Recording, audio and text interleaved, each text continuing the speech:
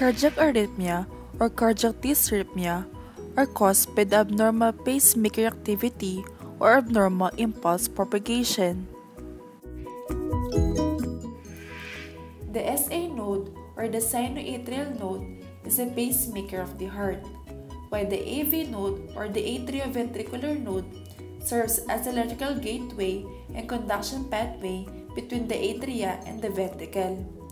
The electrical impulse that triggers a normal cardiac contraction originates at regular interval at SA node.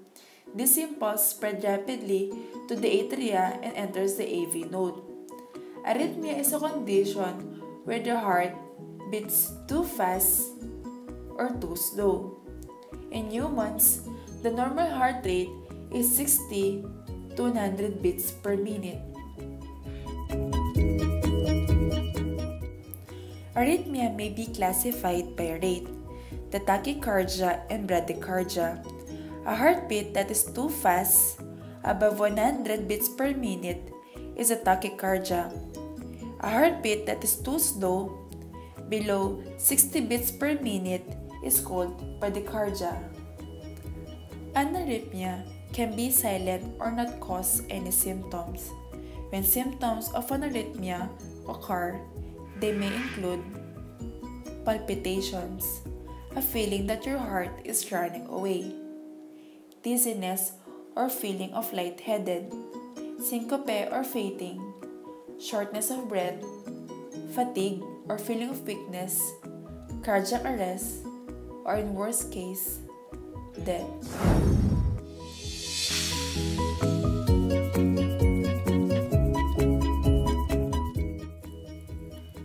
The transmembrane potential of cardiac muscles is determined by the concentration of several ions, mainly sodium, potassium, calcium, and chlorine. The cardiac action potential is a result of ions flowing through different ion channels. Ion channels are passages for ions that facilitate movement to the cell membrane. The action potential can be divided in 5 phases, from phase 0 to phase 4. Phase 0 is a rapid depolarization. Phase 1, initial repolarization. Phase 2, the plateau phase. Phase 3, repolarization. And phase 4, resting potential. In addition, the changes in the membrane potential due to the movement of ions produce an action potential which lasts only a few hundreds of milliseconds. Disorders in single channels can lead to arrhythmias. Phase 0. Rapid depolarization is started once the membrane potential reaches a certain threshold. This produces activation of sodium channels and a rapid influx of sodium and a corresponding rapid upstroke of the action potential. At higher potentials, calcium influx participates in the upstroke. In the sinus node and AV node, a slower upstroke can be observed. This is because the rapid depolarization in these cells is mainly mediated by the slower acting calcium ion channels. The slower activation produces a slower upstroke.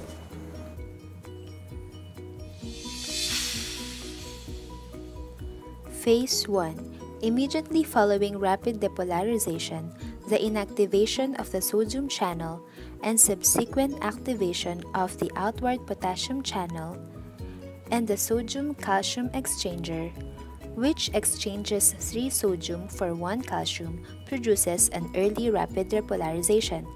Due to the limited role of the sodium channel in the upstroke of sinus node and AV node cells and the subsequent slower depolarization, this rapid repolarization is not visible in their action potential.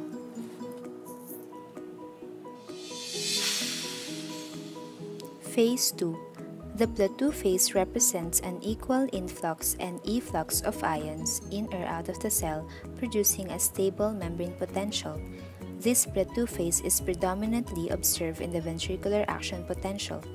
The inward movement of calcium through the open L-type calcium channels and the exchange of sodium for internal calcium by the sodium-calcium exchanger are responsible for the influx of ions during the plateau phase. The efflux of ions is the result of outward current carried by potassium. Phase 3.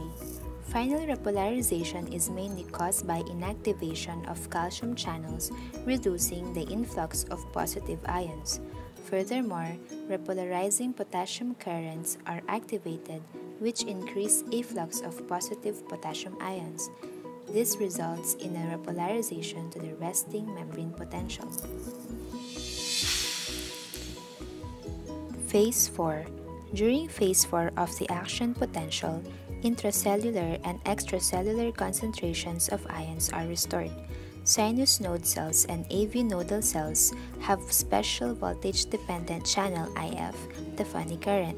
Furthermore, they lack IK1, a potassium ion channel that maintains the resting membrane potential in atrial and ventricular tissue. The IF channel causes a slow depolarization in diastole called the phase 4 diastolic depolarization, which results in normal automaticity. There are different deflections in an ECG wave. First is the baseline, which means that there is no electrical impulse detected. Second is the positive or upward deflection. This happens when the impulse travels towards the electrode. Third is the negative or downward deflection when the impulse travels away from the electrode. The wave has different parts. First is the P wave, which is the first wave that is emitted.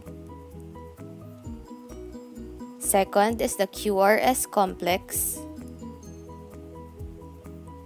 And last is the T wave.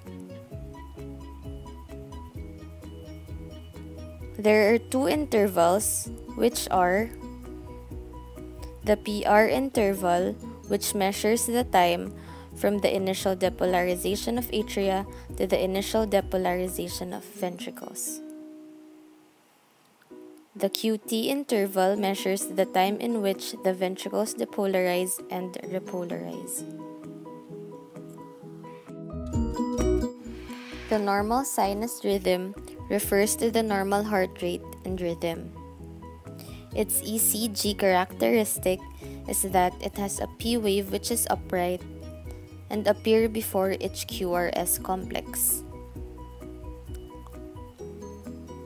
There are two common types of arrhythmia. First is the atrial fibrillation, which is the most common type of arrhythmia. It is characterized by an irregular rhythm, and its ECG characteristic is that it has no P wave, and the duration of the QRS complexes are not the same.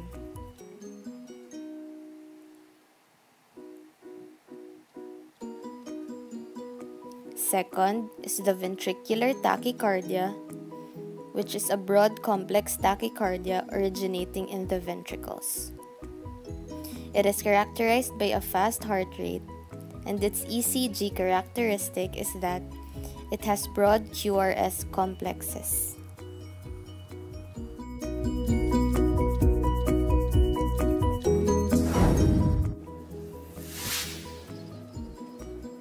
Anti-arrhythmic drugs. There are four classifications of drugs used in the management of arrhythmias: Class 1, Class 2, Class 3, and Class 4. Class 1 drugs act on blocking the sodium channels located at the heart. There are three subtypes of Class 1 drugs: 1A, 1B, and 1C. Drugs with 1A action prolongs the action potential duration and dissociate from the channel with intermediate kinetics.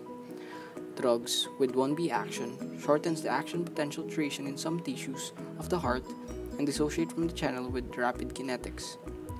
Drugs with 1C action have minimal effects on the action potential duration and dissociate from the channel with slow kinetics.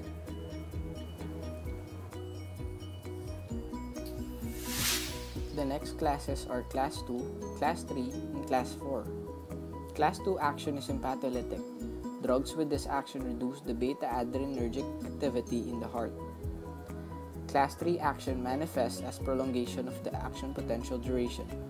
Most drugs with this action blocks the rapid component of the delayed rectifier potassium current.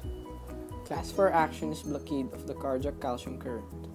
This action slows conduction in regions where the action potential upstroke is calcium dependent. For example, the SA and AV nodes. We start off with our Class 1A drug, procainamide, a ganglion-blocking derivative of our local anesthetic procaine. It is the drug of choice for sustained ventricular arrhythmia with acute myocardial infarction. Then we have quinidine, a prototype drug and drug of choice for ventricular fibrillation. It is known for its side effect, synchronism. Next is disopyramide, a drug for ventricular arrhythmia. It is known to have the greatest antimuscarinic effect, and it also has a greater negative inotropic effect than quinidine and procainamide. Moving on to our Class 1B group, first is lidocaine. It is a local anesthetic drug of choice for cardiac arrhythmia. It terminates ventricular tachycardia and it prevents ventricular fibrillation. Next is mexiletine, an orally active congener of lidocaine. It is used for patients with chronic ventricular arrhythmia with previous records of myocardial infarction. Next on our 1C group, we have flecainide.